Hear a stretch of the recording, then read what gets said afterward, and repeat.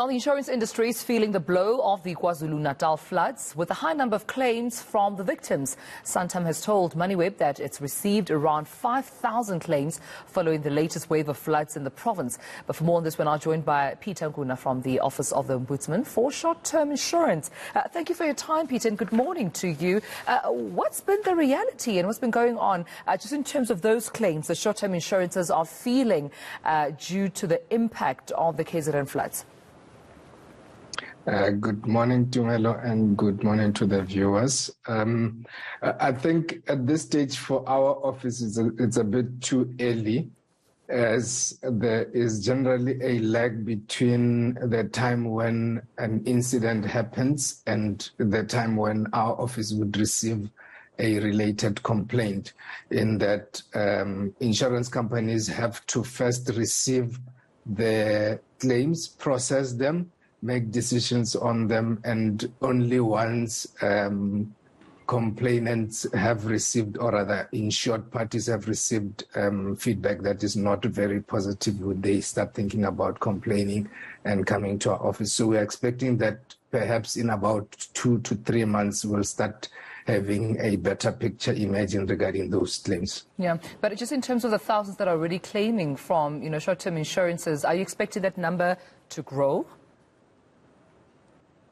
I would suspect probably not by much, because one would tend to look to the insurance policy or the insurance company soonest rather than later, and therefore by this stage most of the potential claimants would have probably already approached the insurance companies. What we might then be seeing is a consolidation of what really happened. And I think perhaps what one should also point out is that not a lot of properties are necessarily insured. If one were to look at the motor book generally, and that is the bulk of insurance cover that South Africans have, relatively speaking, the market penetration is very, very low, and it becomes worse when you start looking at homes, because what tends to happen is we build our own homes, and most of the time when we do that, there may not be insurance cover. Likewise, in motor insurance, right, people tend to have motor insurance when they are forced by their finance companies to do so. So for a better understanding of the kind of claims that perhaps are being made right now, I mean, what kind of claims are insurance companies receiving right now? Yes, you mentioned that, the reality is that most homes are not insured, but what other items or assets or things perhaps are actually being claimed for due to the impact of the floods? Well, there's definitely your buildings, your motor, because we have seen even motor cars being taken off by floods.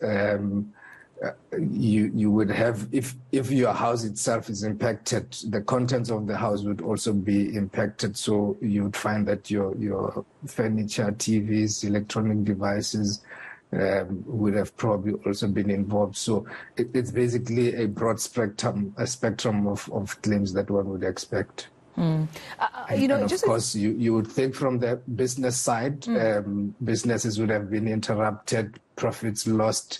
That side of things as well, you will have lots of claims coming through. Yeah, and at this moment, I mean, as the Office of the Ombud, surely you're keeping an eye on the smooth running of, claims and obviously monitoring all the complaints. What usually happens in a time of, a tragedy like a flood, a natural disaster? What kind of complaints have you received in the past?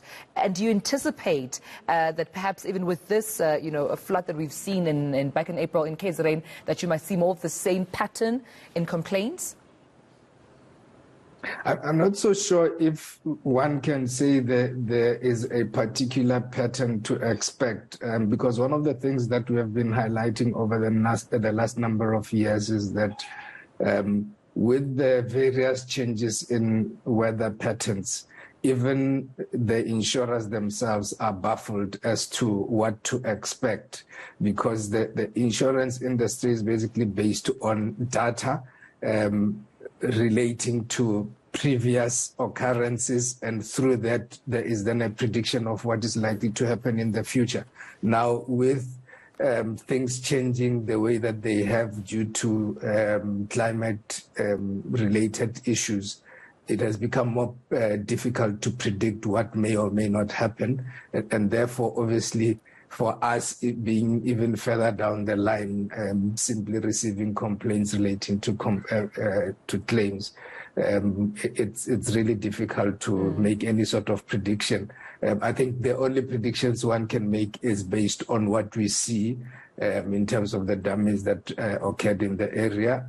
So, like I said, we expect that there will be motor vehicle claims, business interruption claims, building claims, home content claims, and related matters. All right, well, we'll leave it there. I appreciate you bringing this clarity to the fore. Peter Nkhuna from the Office of the Ombud for short-term insurance. Thank you for your time this morning. With that being said, Morena Mutupi starting by with your latest in sports.